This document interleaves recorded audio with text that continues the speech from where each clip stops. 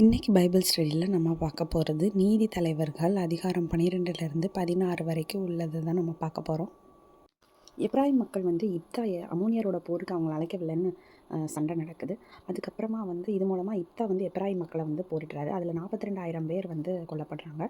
6 ஆண்டுகள் இப்தா நீதி தலைவராக இருக்கிறாரு. பின்னாடி இறந்து போயிடுறாரு.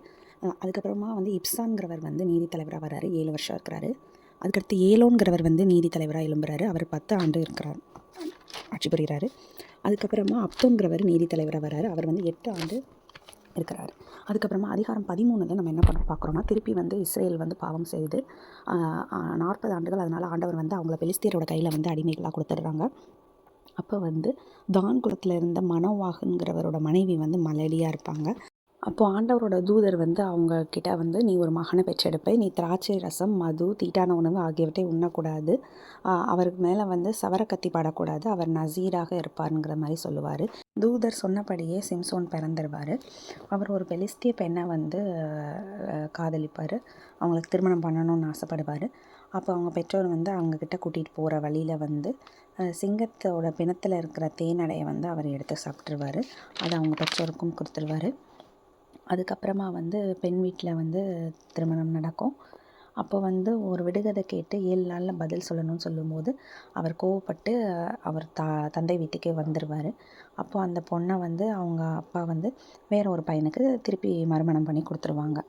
அதிகாரம் 15 சிம்சோன் அவர் மனைவியை பார்க்குறதுக்காக மறுபடியும் ரொம்ப நாள் கழித்து ஒரு ஆட்டுக்குட்டியை எடுத்துகிட்டு போகும்போது அவர் தந்தை நான் வேறு ஒருத்தவங்களுக்கு கொடுத்துட்டேன் அவங்களன்னு சொல்லுவாங்கன்னு கோவம் அடைஞ்சிருவார். கோவம் அடைஞ்சு நரியோட வாலில் நெருப்பை வச்சு விட்டுருவார். அப்போ அந்த பெலிஸ்திய நாட்டில் உள்ள எல்லா வயல்களையும் அது பாழாக்கிடும். அதுக்கப்புறமா பெலிஸ்திய மக்கள் சிம்சோனை பிடிச்சிட்டு போயிடுவாங்க. அதுக்கப்புறமா அதிகாரம் 16 என்ன நடக்குதுன்னா, மறுபடி தெலீலாங்கிற ஒரு பெண்ணை அவர் காதலிக்கிறாரு. பெலிஸ்திய அரசர்கள் தெலீலாட்ட அவனோட வலிமை என்னங்கிறத கண்டுபிடிச்சி சொல்லணும் எங்ககிட்டன்னு சொல்கிறாங்க. தெலீலா கேட்க 3 தடவை அவர் வேறு வேறு விஷயங்களை சொல்கிறாரு சிம்சோன். ஆனால் அது அவரோட வலிமையாக இல்லை. வச்சிருந்தனால சிம்சோன் உயிர் போகும் அளவு வருந்தி உண்மையை அவங்கக்கிட்ட சொல்லிடுறாரு. அதாவது சவரக்கத்தி என் மேலே பட்டதில்லை அப்படின்னு. அதனால் தெலீலா அவரோட முடியை பூரா மலிச்சிடுறாங்க.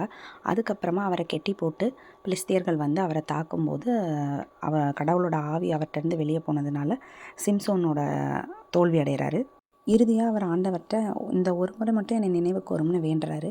அப்போது ஆண்டவர் அவருக்கு பலன் கொடுத்து அந்த பலன் மூலமாக அந்த பில்டிங்கில் உள்ள எல்லாரையுமே இறந்து போகிற அளவுக்கு பண்ணுறாங்க. அந்த பில்டிங்கில் எல்லா பெலிஸ்திய அரசர்கள் மக்கள் எல்லாமே கொல்லப்படுறாங்க, சிம்சோனையும் சேர்த்து. அது மூலமாக சிம்சோன் இறந்து போகிறாரு.